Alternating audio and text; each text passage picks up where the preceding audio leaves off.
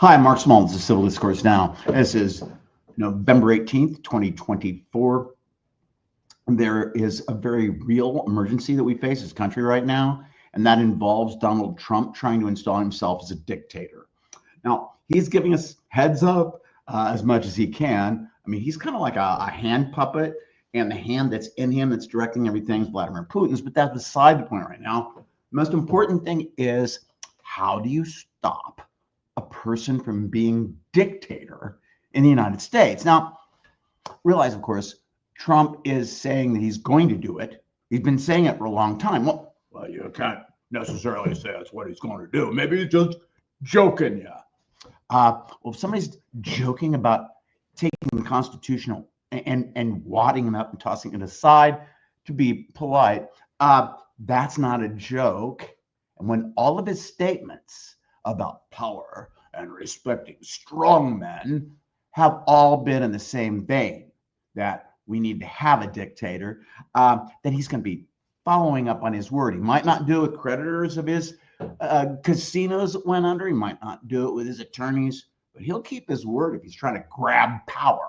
So what do we do? Well, there's mounting evidence to indicate that, yeah, this was another election. It was hacked by the Russians. Way to go, Vlad. And we only have 63 days until Trump would be sworn in, and that's when the inauguration happens. Now, he's saying, and this is what's really, for you out there that really were gung-ho for Trump, there's a man who knows what he wants for us. No, he doesn't. He told Congress, Republicans in Congress a couple of years ago when they came up, the Republicans had worked with the Democratic Party to come up with a comprehensive immigration bill. And he said, no, don't do that. I want this as an issue for the election. Now, that's not telling you that you're a bunch of rubes and idiots. I don't know what would. But he's using that as a pretext to declare an emergency in 63 days. I'd have to check. Let's see. You create the thing that you're saying is an emergency, and it's in 2 months? Well, 63 days, a little bit over. Well, I don't know that qualifies as an emergency.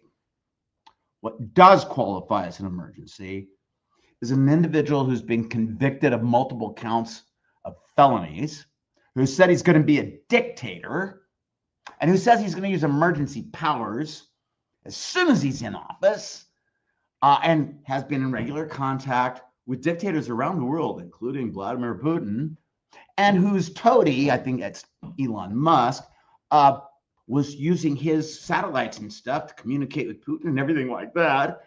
That's an emergency. President Biden can invoke emergency powers. Title 50, U.S. Code 1621 and following, spells out what it is. Now, Trump's not going to follow any of that. He'll cite it. The guy's too dumb. And his econ prof, one of his econ profs at University of Pennsylvania, said he's the dumbest goddamn student I ever had. Well, he is. But once he gets in office, he really doesn't care. And that will be our last election. If he's allowed to do that. It's happened before in history. In 1933, the Reichstag, that was where the Legislative Assembly for Germany was, and there was a fire there. And Hitler pointed to that as being an emergency, such that he needed to invoke emergency powers. The election held, I think it was March 5th, 1933, was the last held in Germany during Hitler's lifetime. We don't have to get that far. We have somebody who's talked about how much he admires strong men and admires dictators.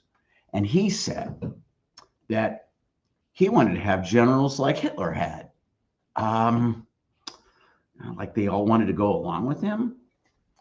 In the early days, Hitler had each of the officers swear an oath to him as an individual.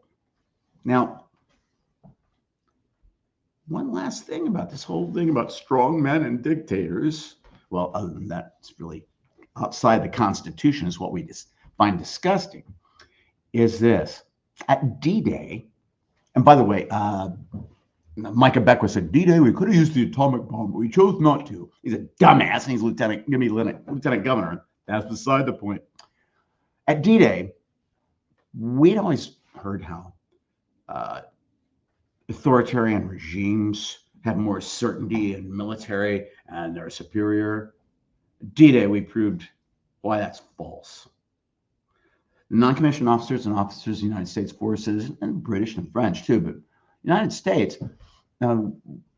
they were able to act without first getting specific permission from a superior. They were able to adapt to the situation, and we kicked the Nazis' asses. We have to face the Nazis again. They're here right now in the United States, and one of them has said he wants to be a dictator. Trump, we need to stop this. I'm a pacifist. We need to use the means in our government to stop this thing. Thanks. So Discourse Now. Take care.